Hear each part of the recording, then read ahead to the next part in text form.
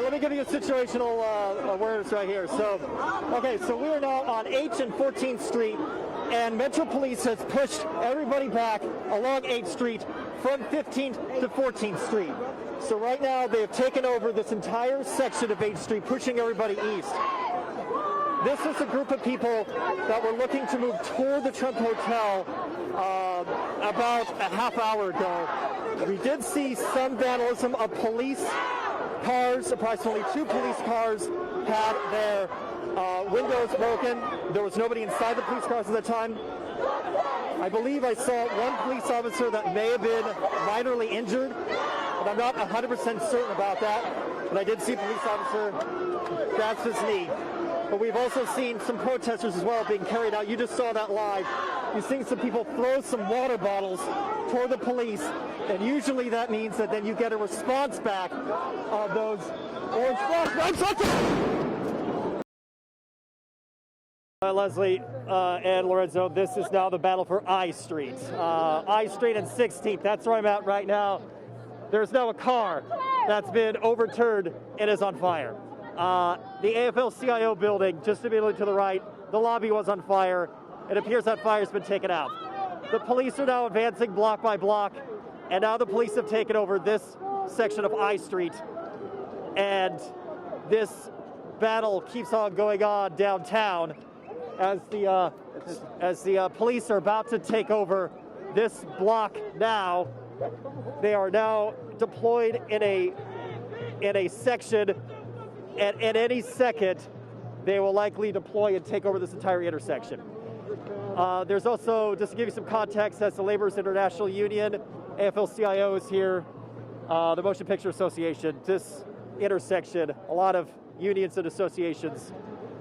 And strangely enough, for the first time that I can think of, the lights of the White House are off. In fact, let's see if we can show you that really quickly. The White House, always visible at night. Its lights showing it. Now it's just black. You can see barely see the American flag being lit above it. I can't think of the last time the White House itself was just dark, but it is now. Again, to give you some context right here, this is 16th and I Street. Right there, the police have developed a line. There's an overturned car that's on fire. The police over here are about to take over this intersection any second now. And then you see more of the crowd being pushed to this area over here.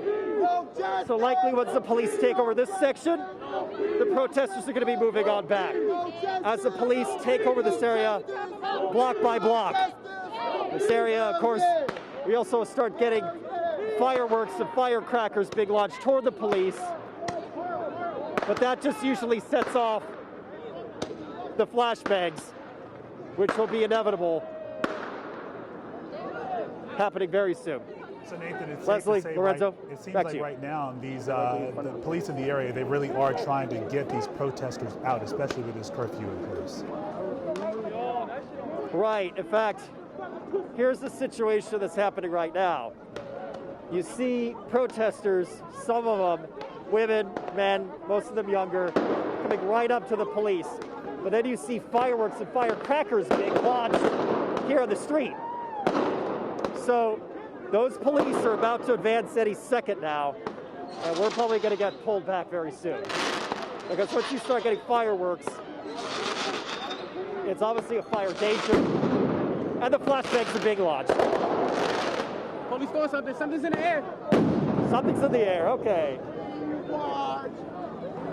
I'm struck by the irony here that the White House is typically a beacon of light, but it's gone dark. Oh, yeah. The people have decided that they're taking the light to the streets, whether you agree with it or not. And it certainly doesn't appear that this is a crowd that is deterred by a curfew or by anything at this point. I was going to ask Nathan if he thought the crowd was thinning. The police are now retreating. Oh, the police are now advancing along this line. The police have now formed a wall. The police have now formed a line, a wall, and they are now advancing forward, taking over 16th and I Street. This intersection now belongs very soon to the police. Killing black people, motherfuckers. So we Again, obviously forgive got us some, for that very language vocal here. people here. Yeah, we can see them moving ahead right there on the But, left side of your screen.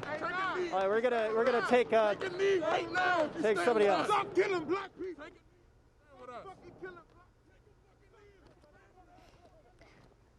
All right, so we obviously have been watching things. It's a very fluid situation. Nathan Baca is also close by in that same location. Nathan, what can you tell us? Mounted police are taking over this section of 8th Street as they're telling everybody to move back, but it's happening so quickly that people are basically tripping and collapsing, and there's flashbang grenades and people are running. There's chaos out here. They're taking over 8th Street. This is Metropolitan Police. And the National Guard is behind them. They're moving forward in force before the 7 o'clock curfew. Now, we do know that about 20 minutes ago, there were orders issued by loudspeaker. They're basically telling people, that's a firework that's being thrown out. We're now advancing. We're now retreating along 17th Street. More flashbangs being launched. Going. Okay, we are now heading south on 17th Street. That would be immediately west of the White House. Another flashbang's about to go off. More fireworks. This is basically a chaotic retreat being issued by the protesters. Watch out. Let's go. Going.